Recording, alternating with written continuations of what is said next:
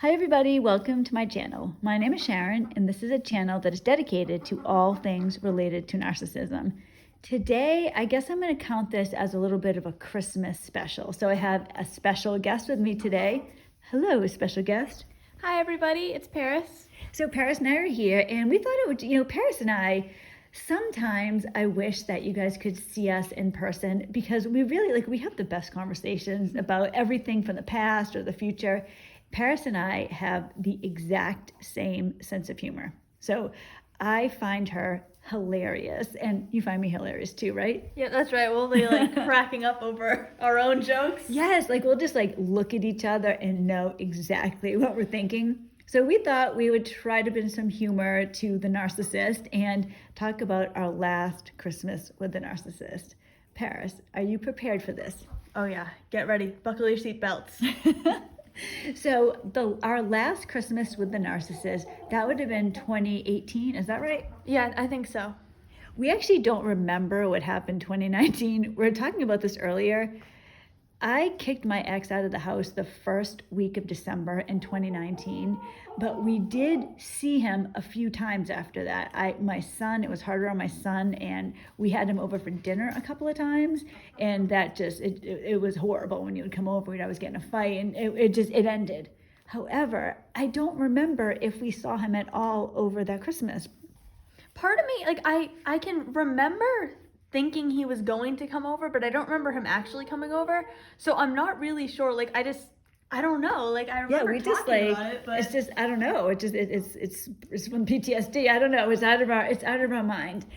Yeah, it's I don't know, block. There's a block there, but something happened in 2019. I don't know what. But we know for sure. I don't think he came over for Christmas, but he wasn't opening gifts with us, but it doesn't even matter. The reality is our last known Christmas with the narcissist was 2018. Yes, and it was interesting. It went out with a bang, that's for sure. So do you want to start or do you want me to start? I think you can start because I don't really know where to start with the story. It was just, I don't even know what was going on. It was just chaotic. It was a memorable Christmas. Now, unfortunately for him, this is our last Christmas memory of him, and it's so bad. So on Christmas Eve, we went to my parents' house, and on the way home, I got horribly ill. I was so sick. I think I had food poisoning. I actually had to have him pull off on the side of the freeway so I could vomit. We got back to the house, but I had this Christmas miracle too. Do you remember what I'm going to say about the Christmas miracle? That you felt better? Yes. Question mark? Well, yes, it was better for a specific reason. So I was so violently ill. And we were planning on going to Christmas Eve, not Mass, but Christmas Eve, the church on Christmas Eve. So we're planning to do that. And it was very important to you, especially, that we go. Do you remember why? You'll know as soon as I say it. It was because Paris's guinea pig had passed away. We had a poinsettia for her. Yes. Yes. So, if you go to church, you're able a lot of times around the holidays to buy a plant, a poinsettia or an Easter lily, that type of thing. And in the program, it'll dedicate it to somebody, and then you get to bring it home afterwards. So Paris had recently lost a guinea pig, and we got a poinsettia for her. And Paris really, really, really wanted to go because you wanted to bring that poinsettia home and get the program. So I was so horribly sick. I got better, literally just enough time to get ready for church, go through the whole service. On the way home, I started feeling sick again. So it was a little Christmas miracle. Do you remember that? I do remember that now. I kind of forgot about it, but it was really important to me to go, and she was able to go. We were able to do it. Yeah, because if I hadn't gone, the ex was not going to take the kids to Christmas without me. I don't even know if you guys would have wanted to go. I know. I don't think we would have wanted to. He was kind of just a tag along. Yeah. He would fall asleep during services and stuff. We didn't really like going with him. Oh, you guys, I hated it. Just a side note here. I don't know if he was literally sleeping or passed out, but anytime he came to church, I'd look over and his head's tilted to the side, and it was so embarrassing. It was really, definitely really embarrassing. So we loved going to church as a family, just not with him. Yes, exactly. So I was okay. I was well enough to be able to go to the service, and on the way home, it's these are little things where God comes into our lives and reminds us. It was so important to Paris. I felt well enough, It literally just for enough time to go to church and come back, because in the car I was really, really sick. So we get back to the house and I rapidly declined.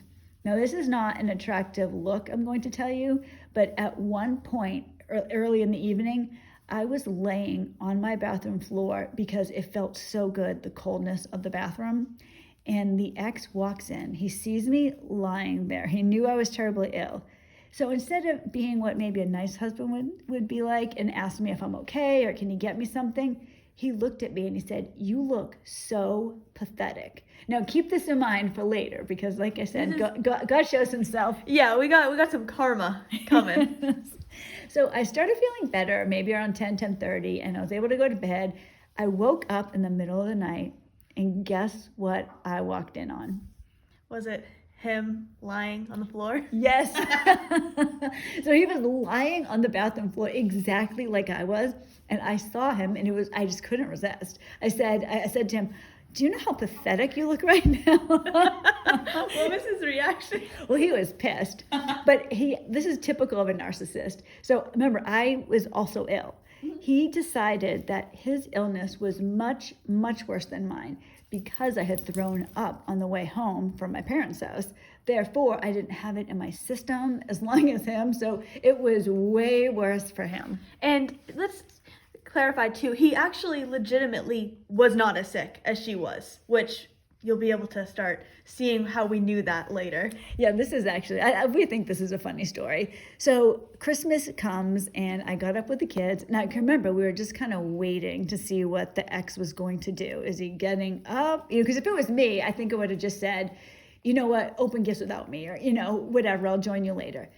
The ex kept trying to get out of bed, and it was like this huge issue, and he's so sick, and he's a martyr trying to get out there to open gifts. Do you want to talk about him opening his gift? Well, I remember he finally hobbles out of the room. Now, my brother and I, we were young. He was like probably 12 and I would have been, 15? So we're on the couch fighting our giggles. He sits on this chair and then he just like dramatically slides to the floor and he's opening presents on his back on the floor, just laying there. And we're like, "What are you doing?" Like, there was no need for the theatrics. It was not necessary. But it was hilarious. I can picture it now. I can remember him. He had like some wrapping in his hand, and he just kind of tossed it dramatically to the side. Like I'm showing you now. No, you can't see. He like spread his arm out and just dropped it. Guys, it was funny. And then it was just that was how the whole morning was. Like he kept going, like leaving, go in the like in his bedroom and like, I don't know, lay on the bed, and then he'd come back and lay on the floor. It was just and it was so obvious too that he was faking it too. Yeah. Like he was not sick. He was 100% acting it out. And then, you guys, this was one of the best parts. So later in the day, I go into the bedroom and he's there, laying there, talking on the phone to his parents. And literally, he called his parents so he could tell them how sick he was. "Oh, I'm so sick. Oh my gosh, I'm so sick." He wanted pain. Now, he probably did, because I was really sick. He probably did have it too, but I had it, so I know what it felt like. And for him, he was acting like he was legitimately dying. Well, wasn't he excited talking to them? Didn't he have a different tone too? He was That's like, true. Yeah. Yes. Oh my God. That's how we knew he was faking it. Oh my gosh, Bess, I forgot about that. We just thought it was funny when he was like on the floor, because that was just amusing. But then he was like faking it because he was talking to other people differently. Oh my gosh, you're right. I totally forgot about that. Yeah, with us it was, with his parents, I'm really sick, and it was, guys, it was so pathetic. He wanted pity. That's what he wanted. Paris, do you remember also how much time he took off work? I think he took like a whole week off for food poisoning. He did. Yes, you guys, he took an entire week off, and he was complaining and the whole time, and he kept telling me, because I would say to him, "Gosh, I wonder why you're so sick, because I had it for like 5 hours. Oh, it's because you got it out and it was in my system, and oh, it's so bad. So it wasn't as bad for you." Like the whole thing was, even he made our illnesses about himself. Well, it's also can you even have food poisoning for a week? I think it's like a couple days. Never heard of you having it for a week. It was incredible to me when he kept taking days off work. He ended up, because This is another thing. I'm sure you guys can relate to this with narcissists.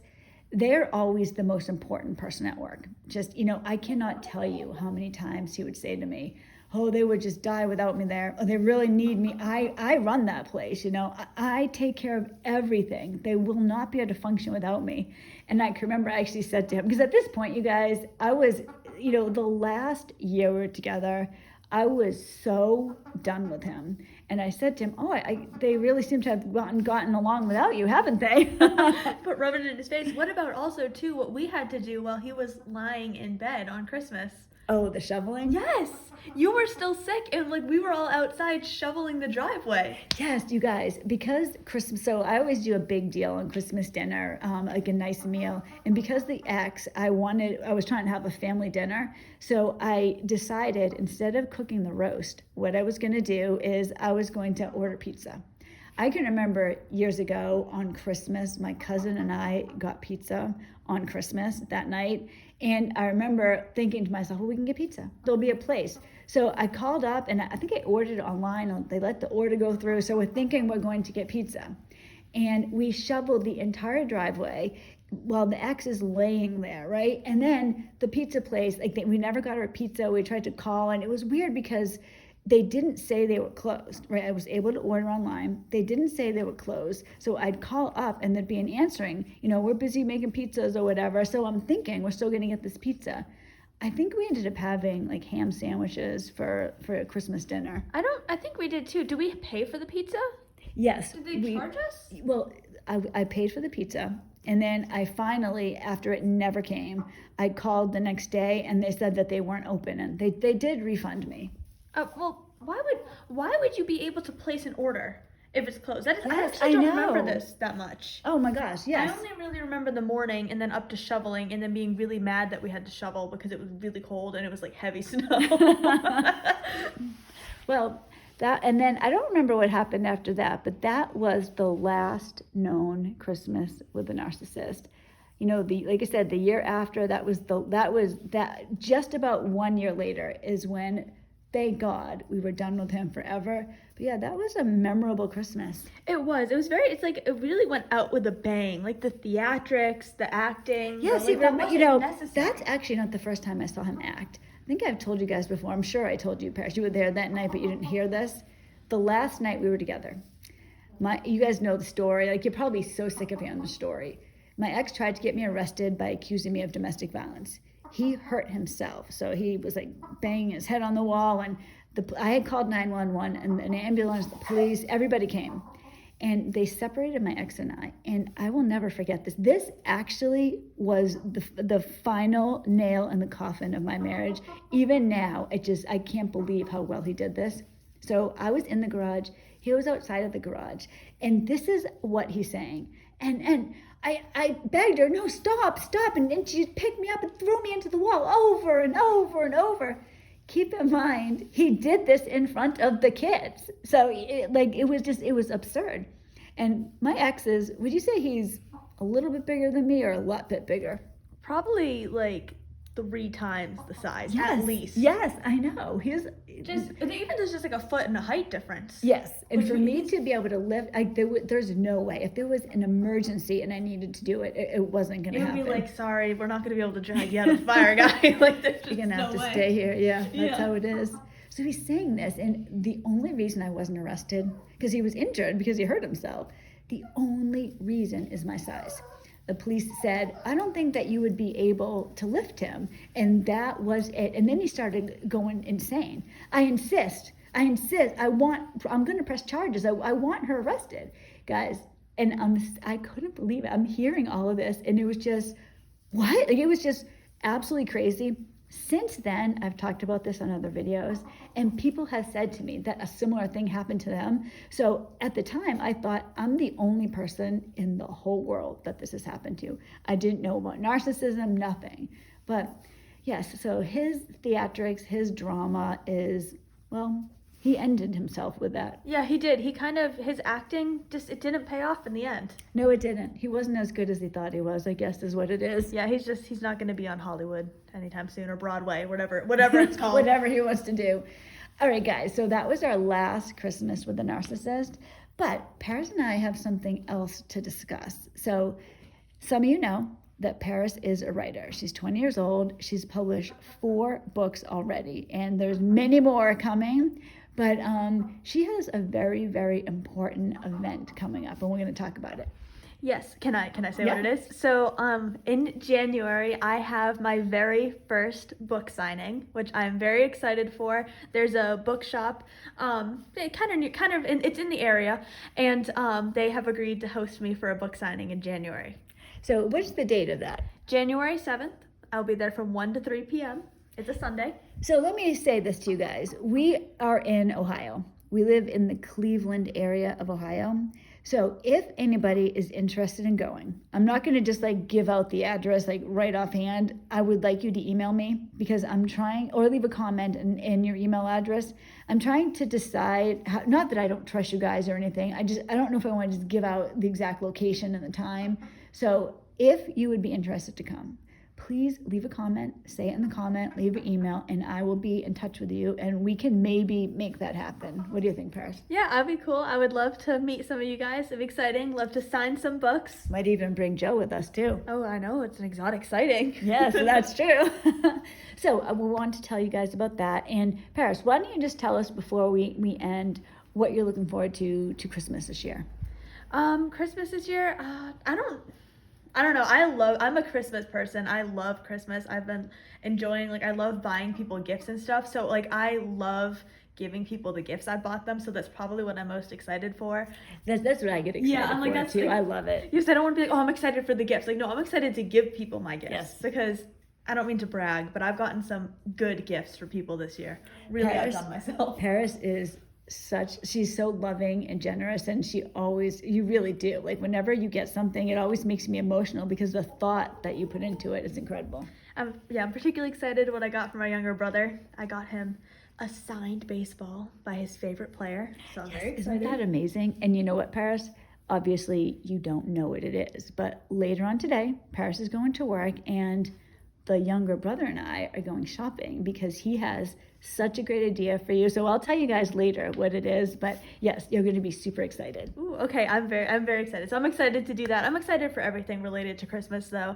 We have our little traditions. We make a birthday cake for Jesus, everything like that. So I'm excited for the whole thing. I'm a holiday person. Yeah, I am too. You know what? I'll tell you something about this birthday cake for Jesus. We actually have a funny story with it.